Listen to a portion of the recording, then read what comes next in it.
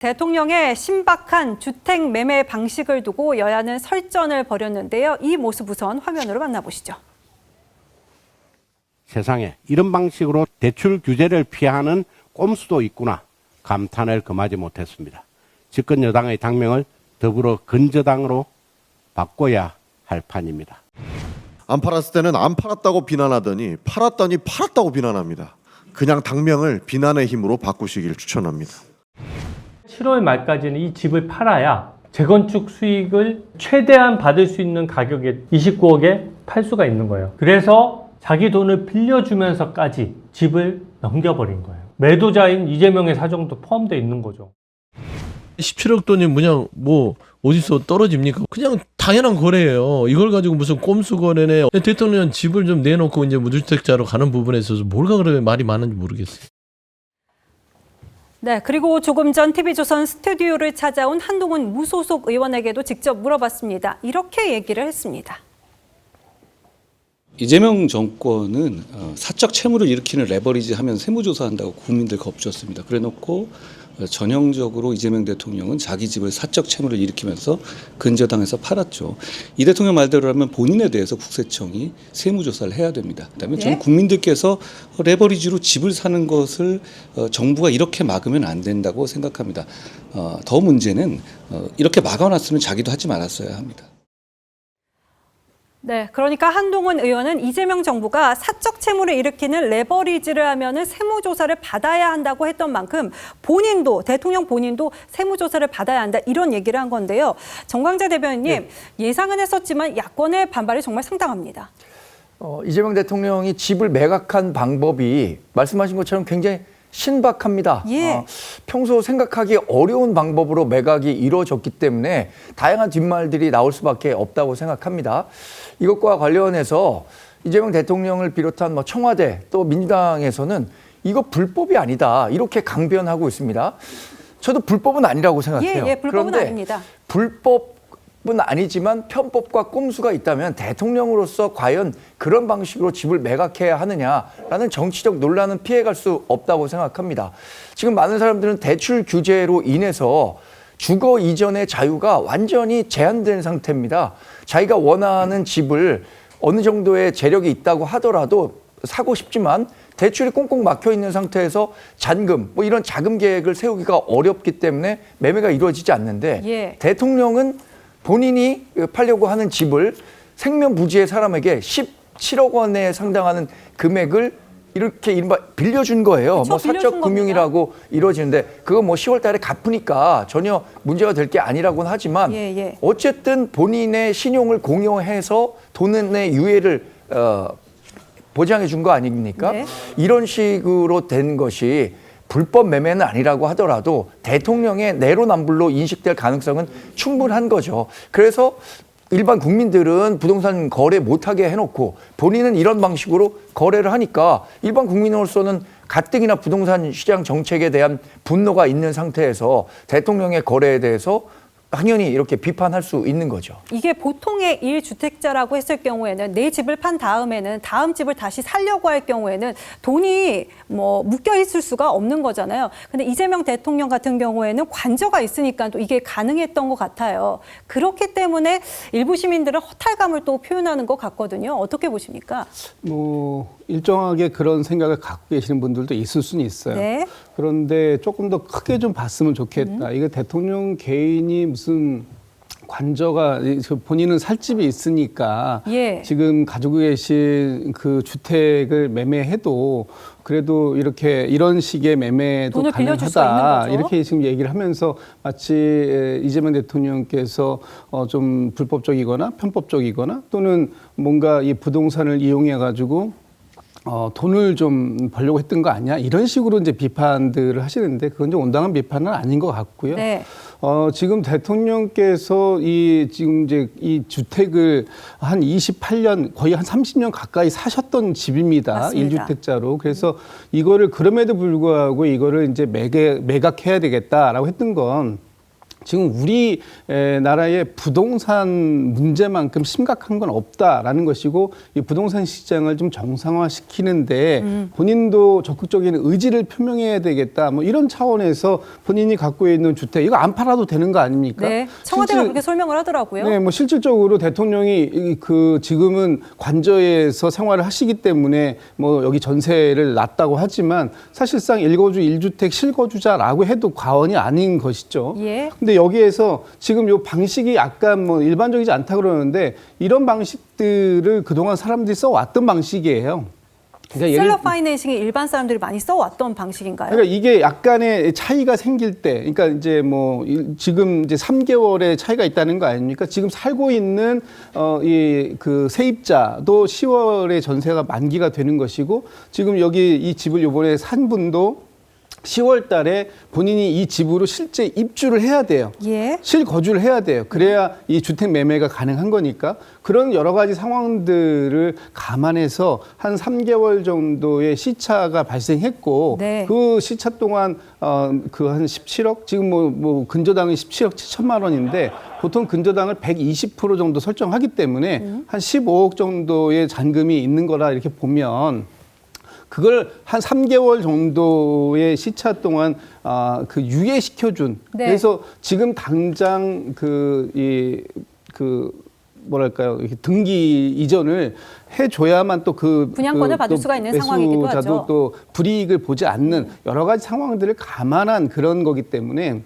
지금 대통령이 이 집을 매매함으로써 어느 정도의 수익이 생겼다, 뭐가 생겼다 이런 것보다는 지금 좀 전에 비판적인 말씀 주신 부분은 예. 저는 뭐 동의되는 부분이 있어요. 지금 너무 주택담보대출을 조여놨기 막아놨다. 때문에, 네. 그런데 그 부분도 또 그 할 말이 정부 차원에서는 있는 게 지금 우리나라 GDP 대비 주담대 비율이 거의 90%에 육박합니다. 예. 뭐 미국이나 일본 같은 경우에 60%대에 있는 것에 비해서 우리가 상당히 높아요. 그런 쪽으로 자금이 계속 갔을 때 이게 생산적 금융으로 돌아올 가능성이 별로 없는 이런 상황이기 때문에 시장의 어떤 구조를 좀 바꾸고 또 부동산 시장을 좀 안정화시키는 그런 노력들 차원의 일환으로 이 그 매각이 이루어진 것이다. 이런 쪽으로 좀 크게 좀 봐주시면 어떨까 싶습니다. 네, 신효섭 위원님. 저는요 이제 궁금해서 근본적인 문제를 한번 돌아갔으면 좋겠는데요. 네. 도대체 이재명 대통령은 왜 이 집을 팔았어야 됐나요? 내일 토론회를 아니 앞두고 있어서. 본인이 지금 집 한 채밖에 없는 거잖아요. 이분은 일가구 무슨 뭐 2주택도 아니고 예. 그다음에 이 집을 갖다가 무슨 뭐 투기용으로 사준 것도 저는 아니라고 생각을 합니다. 거기 시장에서 선거도 출마를 했고 그다음에 거기서 경기지사도 하고 있기 때문에 말 그대로 실소유주고 그다음에 예. 오래 기간 거주를 했고 더군다나 또 부부가 공동 명의로 했고 맞습니다. 그렇다면 그 집 더군다나 이게 무슨 초고가 아파트라고 보기도 힘든 거 아닌가요? 갖고 있는 상황에서 본인은 아무 노력도 안 했는데 그냥 가볍게 오른 올라가죠. 거잖아요. 네. 왜 도대체 이 대통령이 이 집을 파는 건가요? 그러니까 팔아서 국민한테 무슨 메시지를 주기 위해서 이걸 파는지 저는 잘 이해가 안 돼서 우리 청와대는 계속해서 여당에서 나오신 분들이 좀 설명을 좀 부동산 정상화의 궁금해요. 의지라고 표현을 그러니까 하고 왜 있죠. 그러니까 이 집을 네. 팔면 아니, 뭐가 이제 정상화가 되는 그건 거예요? 이제 이런 거예요. 그 몇 네. 개월 전에 이런 논쟁이 있었을 때 네. 대통령 청와대에 살고 있는데 왜 성남집 안 파냐고 국민의힘에서 엄청나게 공격을 그건 했어요. 국민의힘이 잘못했다고 저는 생각을 아니 하거든요. 그러니까요. 그럼 지금 그 요구한 말씀을 사람들이 드리는 잘못된 거고. 거죠. 그래서 잘못된 요구를 왜 그러면 응하냐고. 대통령 입장에서는 이 정책을 실행함에 있어서 그래도 국민들 앞에 그래 야당이 비판하니까 내가 받을게. 예. 대신 요거는 함께 해결을 해 나가 보자. 그러니까 어떤 걸 해결하자 나가자는 아니, 부동산 문제에 관해서 지금 어쨌든 집을 자금이나 대통령이 집을 팔면은 그게 부동산 문제가 지금 해결하는 무슨 단초가 아니요. 마련이 이제, 되나요? 이제 해결을 하는 이렇게 네. 초입에 있는 거잖아요. 그러니까 그런 대통령의 자세와 태도를 보여줌으로 인해서 네. 앞으로 어쨌든 부동산 시장에 계속해서 돈이 묶이고 이렇게 하는 것보다는 그리고 다음 세대가 어쨌든 집을 사기 굉장히 어려워지는 이러한 국면이 있는 거니까 망국적 현상이라고 여당도 야당도 공히 평가해 왔던 겁니다. 그래서 그 부분을 해결해 나가보자라고 하는 초입에서 자세와 태도를 바로 갖는 것은 저는 온당하다 봅니다. 저는 제가 이 질문 하나만 말씀드릴게요. 네. 제가 이 질문을 드린 이유는 뭐냐면요. 대통령이 굳이 안 팔아도 되는 이 집을 판 거는 최근에 무슨 뭐 초고가는 실거주를 하고 그다음에 실소유를 하고 오랜 기간 안에 갖고 있어도 팔아라 뭐 이런 식으로 지금 이제 세금 폭탄을 해서 네. 정부에서 이제 팔도록 이렇게 유도 내지는 강압을 하는 그런 어떤 메시지를 계속 주고 있는데 네. 혹시 그런 식으로 이제 앞으로 세제 개편안이 발표가 줘도 된다고 하는데 그런 어떤 메시지를 갖다가 주기 위해서 대통령이 약간 시장에 그런 시그널을 던진 거 아닌가 그런 생각이 들어서 솔직히 드린 말씀인데 네.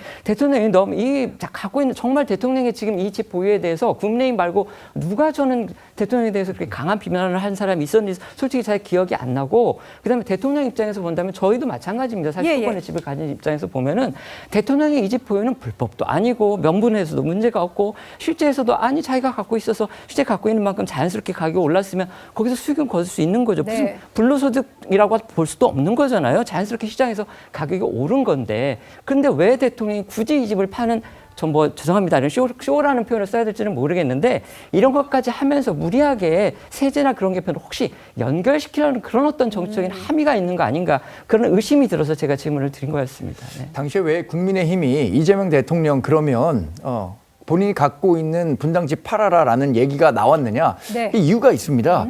사실 처음에 부동산 정책을 이재명 정권이 내놨을 때는 1가구 2주택자 내지는 3주택 이상의 다주택자들에 대한 규제를 굉장히 강화를 했어요. 예. 그러면서 정말 악마화, 마귀화했습니다. 그런데 더 나아가서 어떤 얘기까지 나왔냐면 비거주 1주택자들도 문제다. 비거주하는 1주택자들도 투기성 수요가 있다. 이렇게 얘기를 한 겁니다. 그러니까 그 상황만 놓고 보면 이재명 대통령도 지금 상황은 비거주 1주택자 아니냐. 똑같은 비거주 1주택자라면 그렇게 비난의 대상이 된다면 본인부터 비거주 1주택을 해소해라. 왜냐?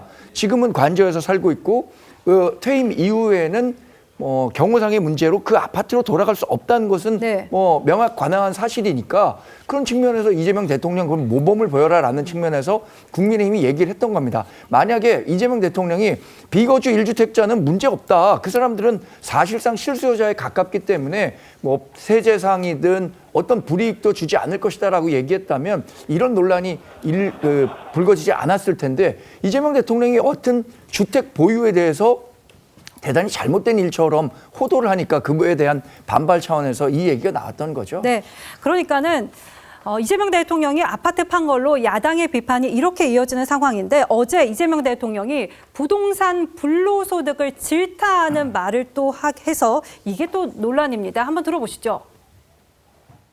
불법과 편법이 동원되는 부동산 불로소득은 우리 사회의 공정, 상식을 파괴하고 국민 통합을 저해하는 가장 큰 주범이 됐습니다. 그러니까 또 안철수 의원이 이런 말을 남겼는데요. AI로 만든 이미지입니다. 한번 볼까요? 불법, 그러니까 편법 부동산을 지적하는 이재명 대통령 뒤로 비친 거울에 근저당을 설정해주고요. 아파트 매매를 하는 이재명 대통령의 모습을 볼 수가 있습니다. 자기소개하십니까? 라는 문구도 덧댔는데요. 그러니까는 지금 대통령이 스스로를 비판하는 셈이다. 이런 거를 풍자한 건데요. 자, 이동학 위원님. 네. 어떻게 보셨습니까? 아니 저것도 우리 사회가 그동안 이렇게 해온 거예요. 지금 왔어요. 근데 그것에 대한 문제인식이 다 있잖아요. 정치를 하는 사람들로서 지금 이런 방식으로 예를 들면 땀 흘려 일하는 노동소득보다 네. 다른 쪽에서의 소득이 더 크다. 그럼 노동하려고 하는 사람이 없겠죠. 그러니까 그런 부분들은 사회가 건강하게 나아가는 방향에 있어서는 적절하지 않다라고 생각하는 분들이 많이 있기 때문에 정치를 하는 입장에서는 이 문제를 어쨌든 해결을 해야 된다. 근데 늘 선거 때문에 혹은 또 비난 때문에 이런 것들을 하려고 하다가 못하고 이랬단 네. 말이에요. 근데 적어도 대통령께서는 그런 의지를 가지고 있는 것 같고 근데 그런 측면에서 저런 모순적인 경우도 있는 거죠. 왜냐하면 그 모순 속에 우리가 살고 있었으니까요. 네. 네, 그래서 그런 부분들을 해결해 나가는 데 있어서의 대통령의 의지는 분명하게 보이고 있는 것 같고 아마도 부동산 토론회나 이런 데에서 여러 저런 모순적인 부분들도 국민들로부터 또 지적될 겁니다. 네. 근데 그럼에도 불구하고 저것은 정면 돌파할 수밖에 없는 거죠. 그런 상황이 그렇게 본다. 내일 토론회에서 관련 질문이 정말 많이 쏟아질 것 같은데 지금 여론을 보면요. 정말 싸늘합니다. 게시판에 있는 글들을 한번 저희가 퍼와봤습니다. 비판적인 글들이 좀 눈에 띄는 상황인데요. 다주택자인 나도 이런 꼼수를 쓰고 싶다. 도저히 정서적으로 받아들이기 힘들다. 이런 글들이 올라오고 있는 건데요.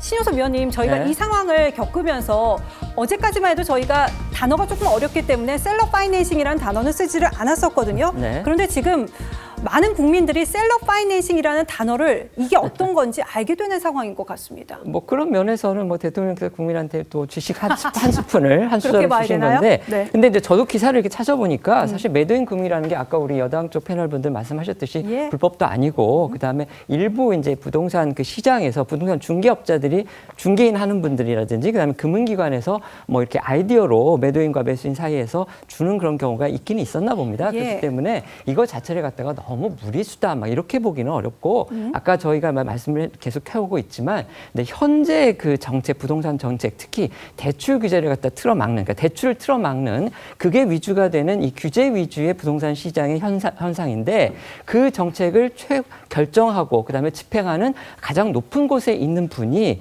그것에서 편법 내지는 꼼수로 해석될 수 있는 또 그런 비판을 받을 여지가 있는 그런 수단을 동원해서 집을 팔았다. 지금 이렇기 때문에 문제가 생긴 거잖아요. 예. 그러니까 그 부분에 저희가 집중을 해야 될 것 같고요. 그다음에 이 셀러 파이낸싱이라는 것도 솔직히 말하면 저는 뭐 집을 팔고 산 경험이 그렇게 많지가 않기 때문에 그래서 그런지 저는 처음 듣는 얘기였거든요. 그리고 네. 이런 식으로 집을 팔 수가 있는 거구나라는 것도 사실 처음 알았기 때문에 그런 부분에서라면은 이제 지금까지 대출을 받지 못해서 대출을 받기가 어려워서 집을 사지 고가주택을 사지 못했던 분들 또는 그 주택 대출 시장이 막혀 있기 때문에 1가구 1주택이라도 자기가 집을 갖다가 팔 수 없었던 분들, 그러니까 실판매자라고 볼 수 있겠죠. 실매도인이라고 볼 수가 있겠죠. 네. 그런 분들한테 이런 방법이 있구나라는 거를 알려주는 면에서는 긍정적이라고 볼 수 있을지 모르나 네. 어쨌든지 간에 그런 거를 모르고 있던 사람들 그래서 계속 대출은 언제 풀리나 내가 이 집을 팔아야 되겠는데 도대체 부동산 이 금융이나 이런 것에서 경색은 언제 뚫리나 네. 이런 걸 걱정하고 있는 분들한테는 이거 나는 뭐 그동안 뭘 모르고 있었나? 나는 뭐 하고 있었지? 이런 어떤 상대적인 박탈감을 줄 수 있는 그런 사건이 된 거는 분명해 보입니다. 네.